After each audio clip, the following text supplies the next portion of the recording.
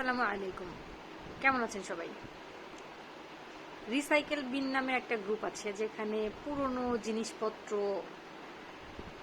বিক্রি করা হয় কম দামে।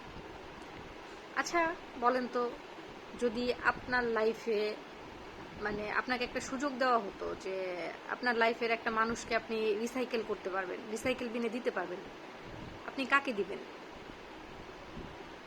অ্যাকচুয়ালি আমার মনে হয় যে মানুষকে যদি অপশন দেওয়া হতো যে রিসাইকেল করার অপশন দেওয়া হতো জীবনের কাউকে, হাজব্যান্ড সবার আগে তার ওয়াইফকে রিসাইকেল বিনে দিয়ে দিত, আর ওয়াইফগুলা তাদের হাজব্যান্ডকে রিসাইকেল বিনে দিয়ে দিত।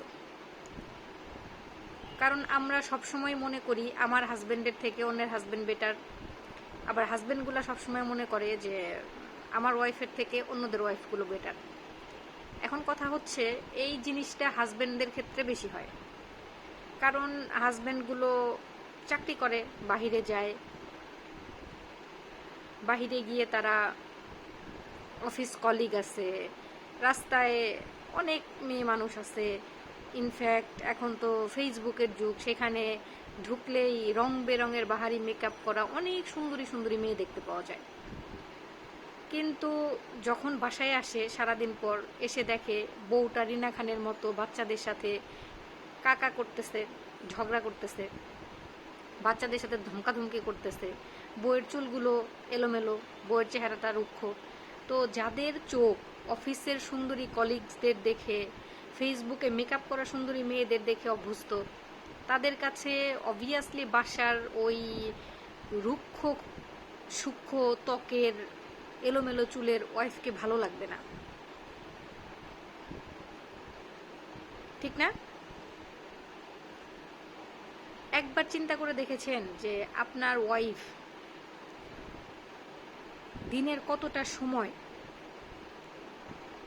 একটা ভালনারেবল সিচুয়েশনের ভেতর দিয়ে যায়? একটা বাচ্চা মানুষ করা, একটা বাচ্চাকে কন্ট্রোল করা, এটা যে কত কঠিন, কত টাফ একটা জব। যারা অফিসে বসে করে, কাজ করে, এটা তারা বুঝবে না, স্পেশালি বাবারা তো বুঝবেই না। মা মাই হয়, একটা মায়ের কাজ, একটা মায়ের কষ্ট, স্যাক্রিফাইস, এইটা আসলেও মা না হলে বোঝা যায় না। বাসায় গিয়ে নিজের ওয়াইফকে যখন দেখবেন রুক্ষ সূক্ষ্ম, বুঝতে হবে আজকে তার উপর দিয়ে অনেক বেশি মেন্টাল প্রেশার গিয়েছে। সে আপনারই সংসার করছে, আপনারই বাচ্চা সামলাচ্ছে, তাকে তো একটু সম্মান করতে পারেন।